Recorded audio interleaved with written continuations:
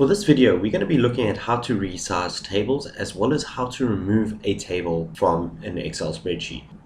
So to resize a table in a quick way, what we can do is we can come down to the bottom left-hand corner of the table. You can see that the mouse changes from that plus sign to a diagonal arrow. What we can do is we can click on that and drag our mouse either left or right to increase the columns or decrease the columns. Or we can move it up and down to add or remove rows. Alright, one of the things is we can't do both at the same time. It has to be one or the other. That is one of the quicker ways to increase or decrease the size of a table. The other way of doing it is coming up to our table tools. Under the design tab, we click Resize Table. So what this does, it shows us where our current table is.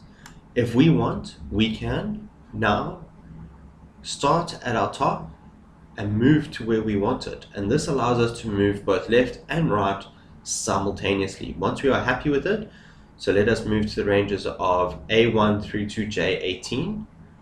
Let go.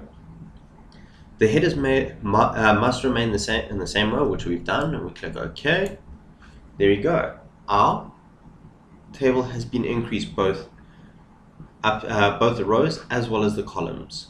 Okay, if we want to remove the table completely without deleting the information and we want to keep the same formatting, we click here where it says convert range. Do you want to convert the table to a normal range? We click yes. There we go. That is, we no longer have a table. If we want, the other way of doing that is we right click inside the table, we come down to the table option and we go convert to range. Do you want to convert the table to a normal range? We click yes. There we go, our table has been removed.